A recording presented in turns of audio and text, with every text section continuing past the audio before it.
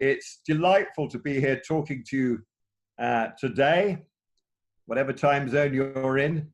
And it was lovely to be with the American Supervision Network last September at the conference in Victoria, Vancouver Island.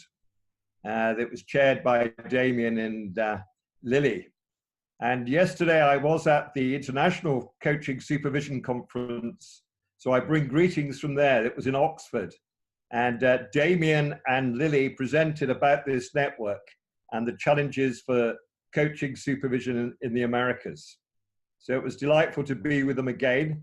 And I hope many of you will be at the conference at Montreal this summer. And I'm hoping, I spoke to Damien yesterday about the possibility, and to Lily about the possibility of joining you for your conference in Mexico in 2020. So today, I'm going to talk about the challenges of supervising team coaching, which brings two of my pet subjects together. And I've been arguing for some time that all coaches need to learn both supervision skills and team coaching skills, not as extra trainings, but in their primary training. And that's because if you do executive coaching, sooner or later, you'll be coaching a senior leader, and one of the most common topics they bring to coaching is, please help me explore how I develop my team. So at that point, so often as an executive coach, you end up supervising the team leader on how they are doing team coaching. And because that's such a frequent occurrence, I've been suggesting for some time that all coach training needs to teach supervision skills and team coaching skills to all coaches. And now let's just look for a moment at why is team coaching the fastest growing aspect of coaching. According to the Sherpa report, according to the ICF survey, and that's because more and more the world is having to move from individual leaders to collective leadership. In my book, I talk about some of the challenges for the world of today. And indeed, I wrote a short article which was called "The Heroic CEO is Dead, Long Live the Team."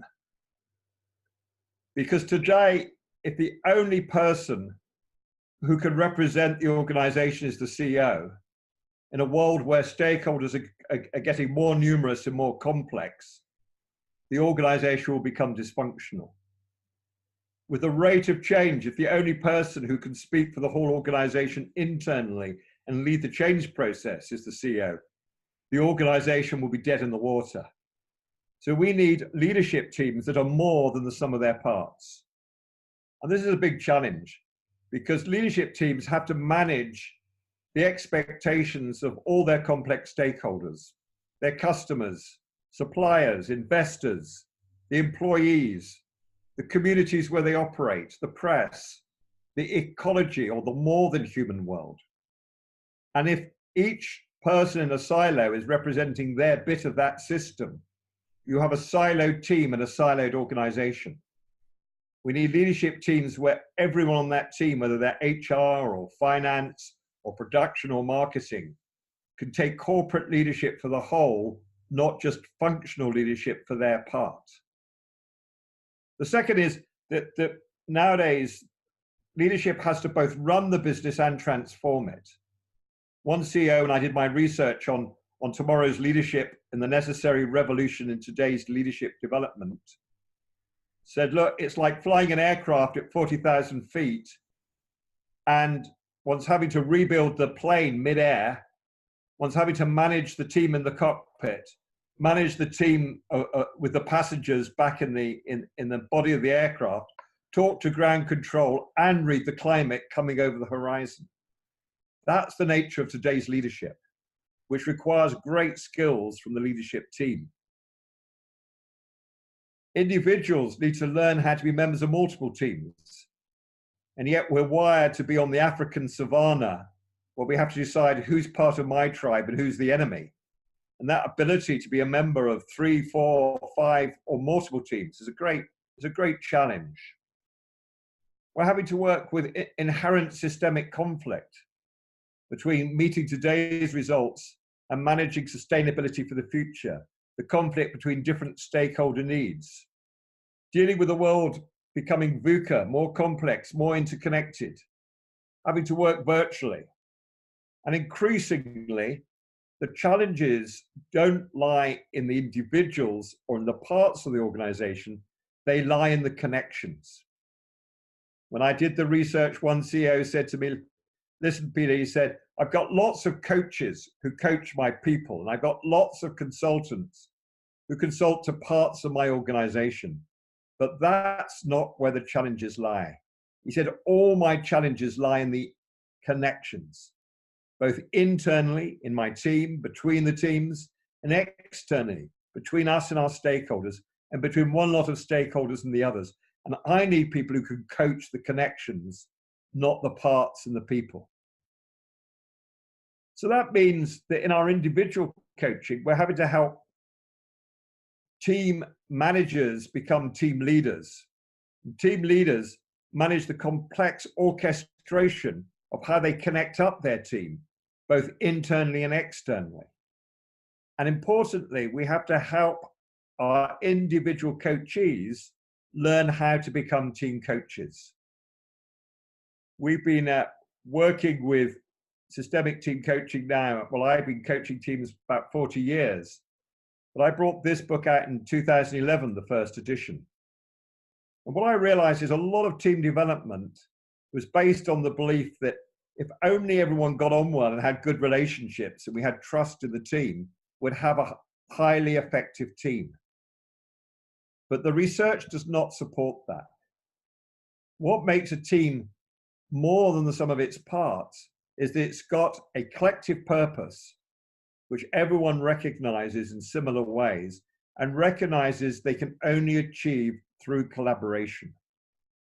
And therefore, we need team coaching that not only coaches the team on its internal relationship, but coaches the team live on its external relationship with its employees, its board, its investors, its customers.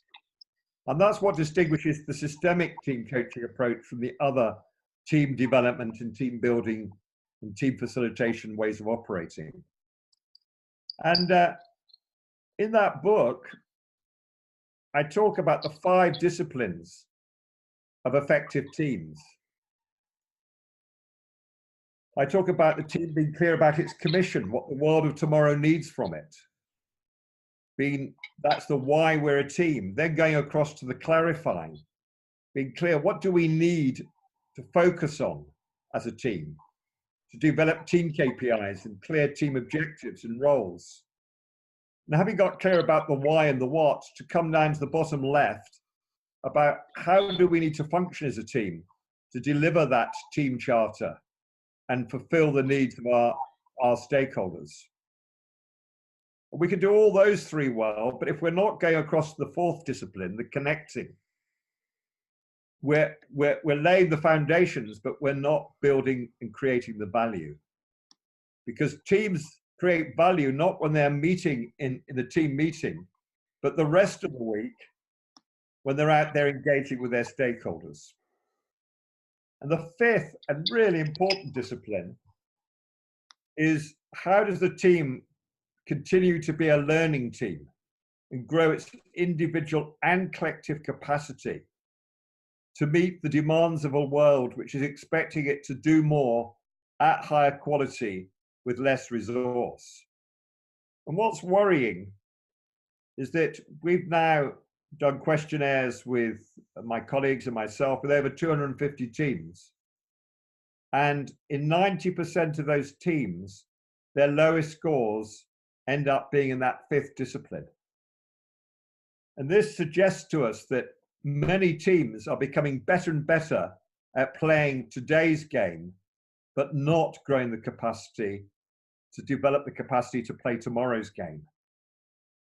And at the rate the world is changing, that's a worrying finding. Thinking about a team that you're aware of. This could be a team where you're either a member, so it could be you're a member of a charity trustees or a member of your local tennis club. Or it might be one where you're the team leader. So you might run a coaching business. Or it might be a team where you are the team coach. If some of you I know online already do team coaching, because a couple of you I recognize. Or it might be one where you individually coach the team leader and you're helping them look at how they develop their team. So please choose a team that you're involved with and find a large piece of paper. And if you've got more than one pen with you, that would be really useful. If you've got different colors, that would be even better. And what I'm going to ask you to do is I'm going to take you through the stages of the team coaching process that I use to address some of these challenges. So step one is contracting. So I'd like you to think, what's the question that you're bringing with you about this team? What would you want to leave if you were having supervision from me on this team? What would you like to leave the session having achieved? What's the question you would like to have addressed? What's the need coming from your work and involvement with that team? What's the change you're wanting to create in you and the team? And then the second step, and this is a really important one as a discipline in team coaching supervision, I say to my supervisees, in 1 minute, tell me everything about the context I need to know about this team. So you might think, if you were having supervision, what would be the essential things you would need to tell the supervisor about the nature of the team, your role in it, how long you've been involved, who's in the team, who does the team serve? And I'm very strict on this. I only allow people 1 minute to avoid that dynamic of them just flooding me with data for the whole hour or hour and a half we might have together. So just think, it's amazing how much one can say in 1 minute about the team, who it serves, its history, its membership, its current challenges, its future challenges. You can say a hell of a lot in 60 seconds. So often those two steps will take me the first 4 or 5 minutes of a supervision. But then we get down to the real work. So this is where I'd like you to get your piece of paper and a pen and start to draw. In the center of your piece of paper, leave some space around the edges. I would like you to draw the different people who are in that team. Draw little symbols or shapes or cartoon images for them, for each person, and put who's close to whom and who's further away. This is like doing a sculpt, but doing it on paper. Who's in the center of the team?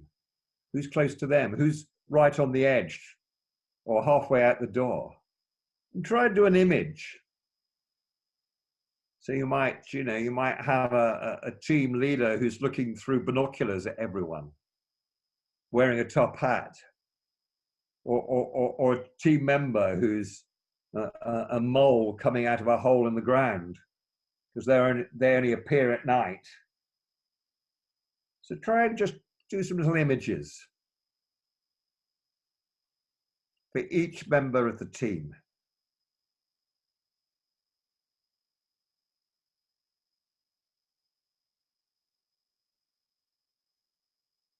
I'll just leave you a few moments to do your drawing.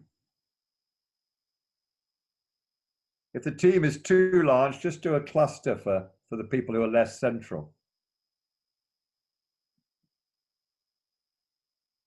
But then the next step within step 3.4 is really important.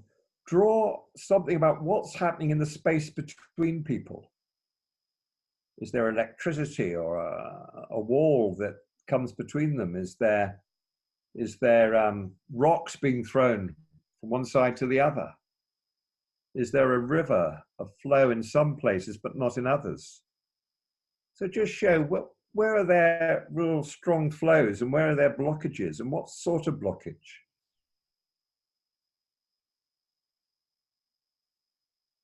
Is it by a computer screen because one or two members are always international?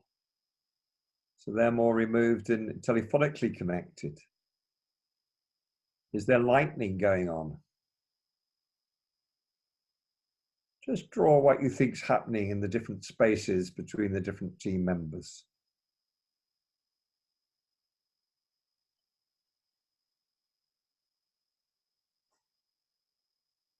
And then draw a picture for yourself. Where are you in this team? Are you close to the team leader? Are you behind them if you're coaching them? Or are you sitting on their shoulder? Are you standing on a balcony looking down at the team? Where's your connections in the team? Who are you connected to and not connected to?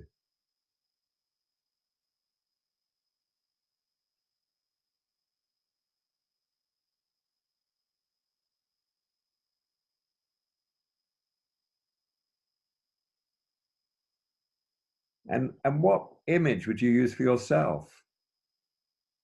Are you like a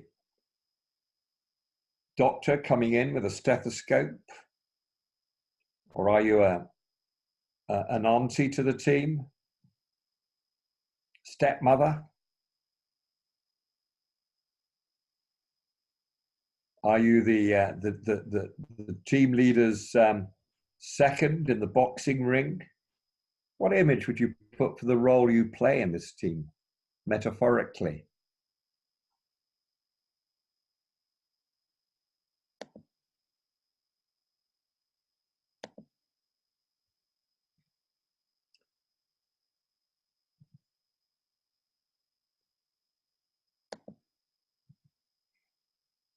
So make sure, just ask yourself the question, is there anyone you've left out of the team or people you don't know of?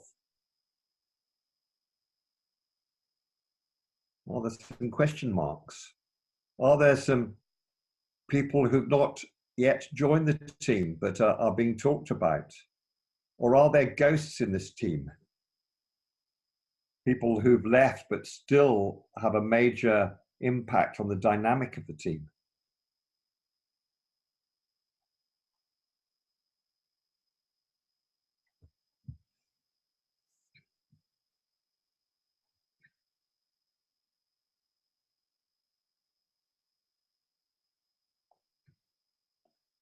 Now, I'd like you to kind of pause and just step back from what you've drawn and look at the whole picture rather than the parts. What's the pattern you notice? If this team was a piece of music, or it was a meal, or a country, or if it was a TV drama or a Shakespearean play, what might it be? See whichever metaphor works for you. If it was a family, what sort of family would it be? Would it be a one? So very rich. Thank you very much. Jason's a border collie trying to herd other border collies, so they're all chasing each other. So you see what this does is that the imaginal realm starts to tell us things that need attending to. So, you know, with the magician, that they're waiting for the coach to pull the rabbit out of the hat, I might ask, what's the rabbit they're waiting for?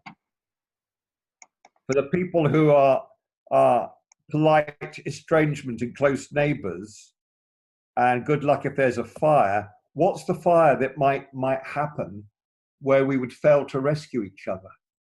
So the next question for supervision is implicit in the metaphor. Yeah.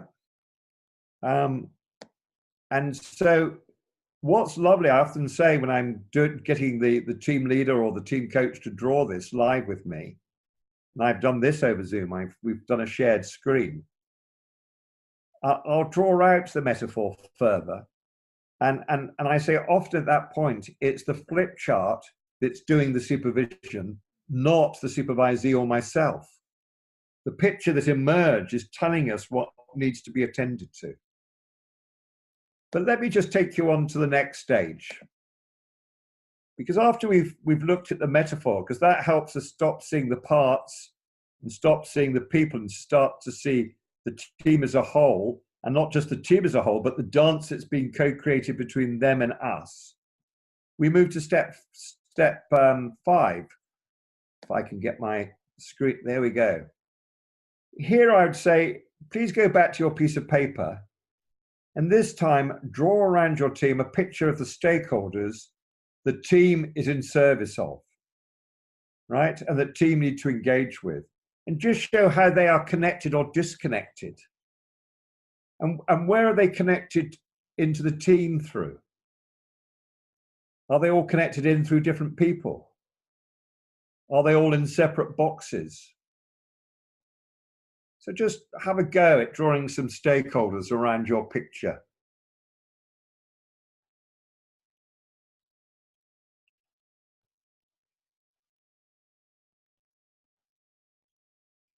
And what stakeholders are they able to see, and which are they ignoring?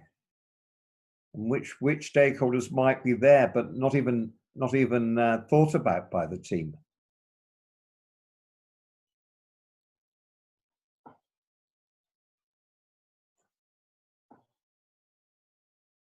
And where is there strong connections and where is there weak connections? What's happening in the space between that stakeholder group and the team? So in one I did recently, they drew the board above the executive team as a hot air balloon that was dropping rocks on them.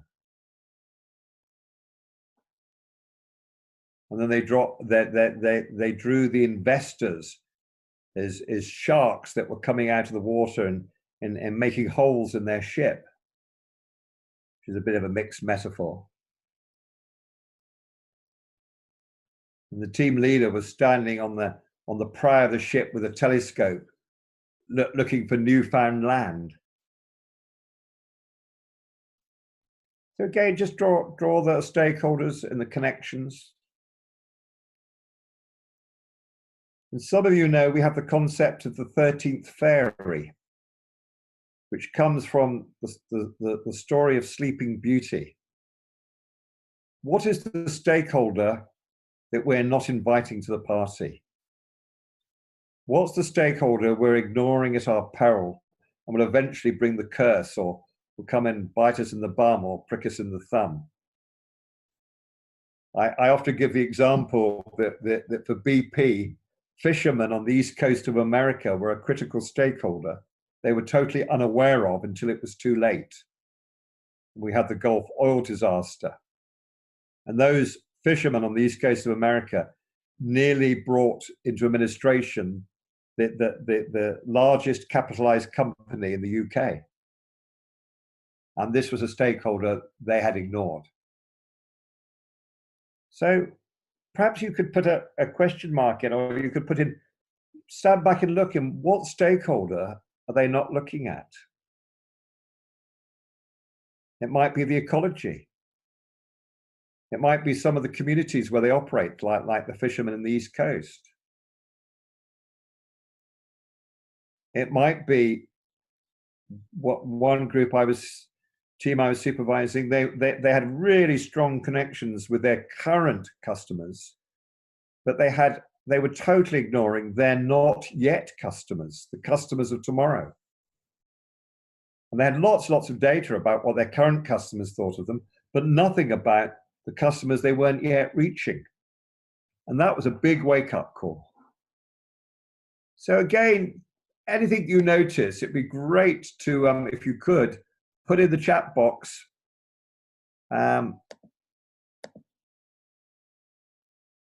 is the culture of the organization a stakeholder? Well, yes. You see, I always say, Lisa,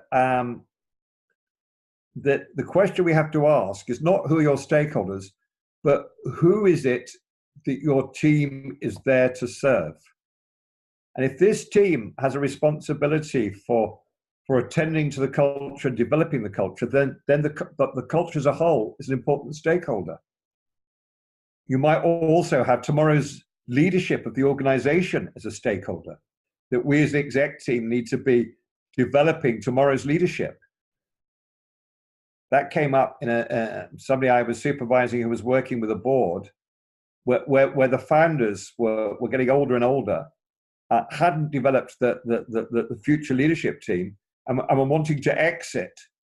Nobody was going to buy a company which was still dependent upon aging founders. It was a stakeholder they hadn't noticed. So any other ones that people have started to recognize as being important or have noticed something about the dance between the team and its stakeholders? Do put something in the chat box. And I'm wondering, Jason, when your image earlier was a border collie trying to herd other border collies, I wonder if that's also going on between the team and its stakeholders, that they are chasing around trying to herd up stakeholders as sheep.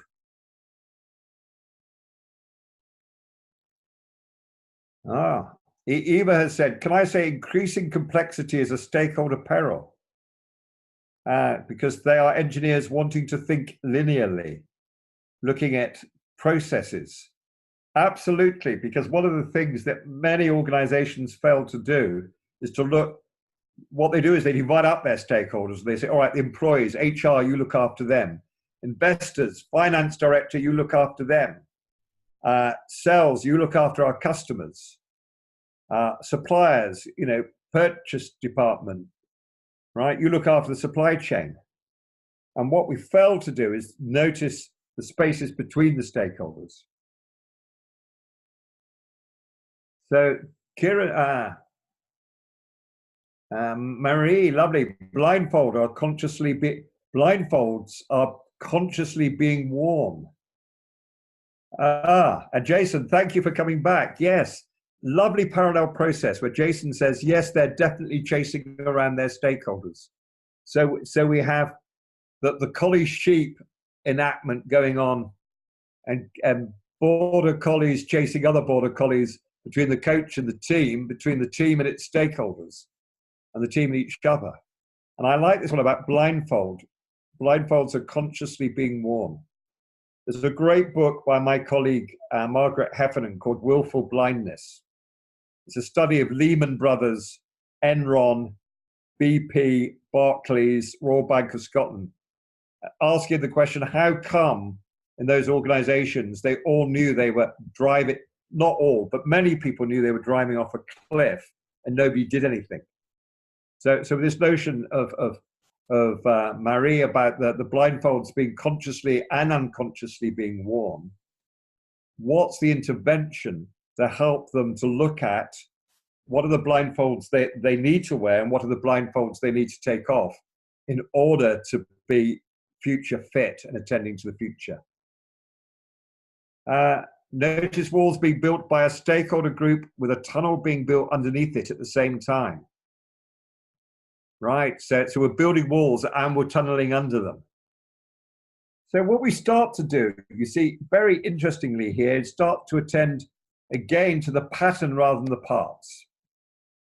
And then that takes us, having done the further stakeholder map, to step 6.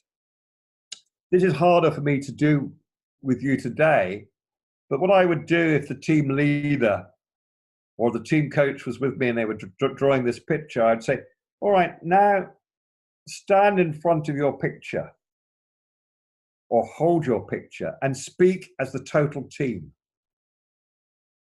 And even if you are a team member or you are the team leader, you can do this. And just think about, what is the team as a collective needing from you? What would they say if the collective team had a voice, having explored the metaphor of the team, explored the dynamic between the team and its stakeholders? What is it that that team is not necessarily articulating to you, but what is the deeper need they have of you? And once we've got that articulated, I get the team leader or the team coach to step away from the picture and look at the picture.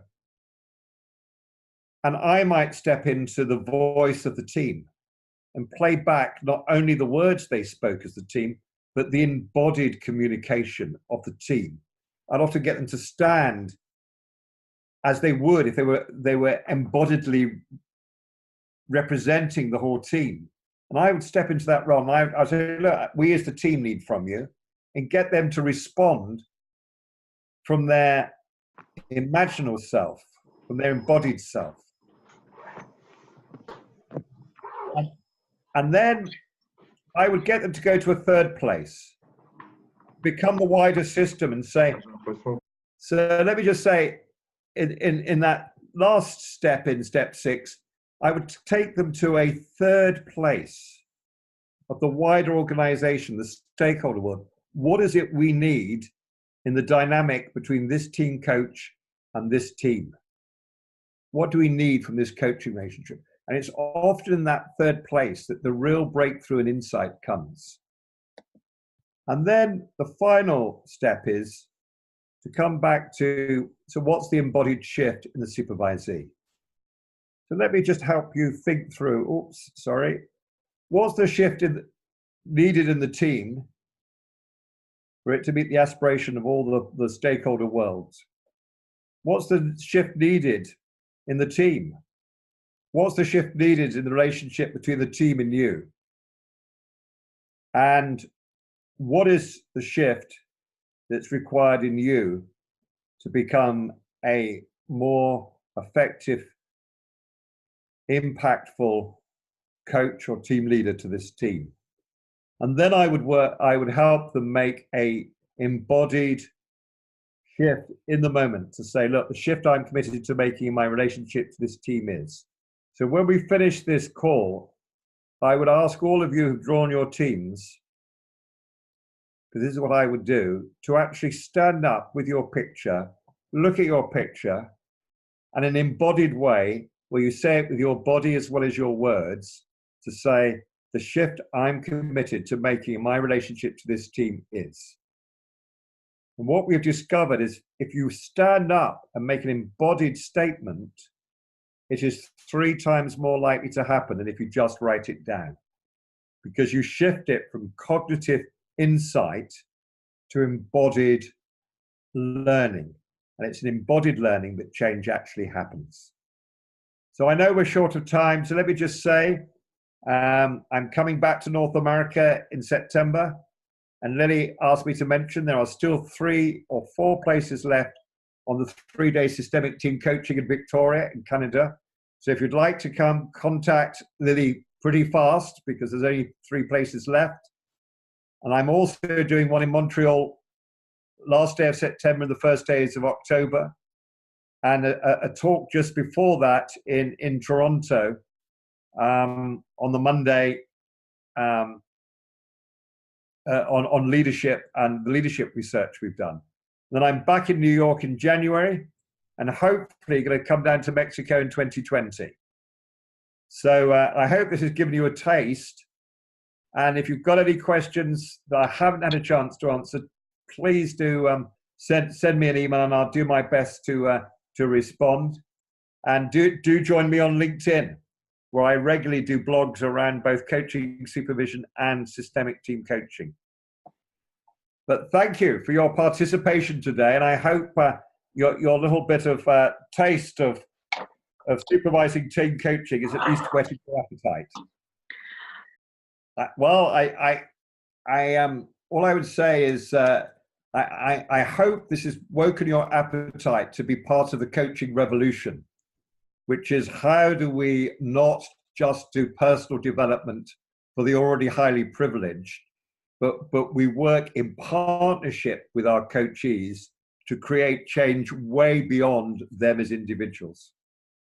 Thank you. Thank you. Welcome, Great reflection. welcome to that revolution, and I wish you well to have fun, as much fun on that journey as I'm having.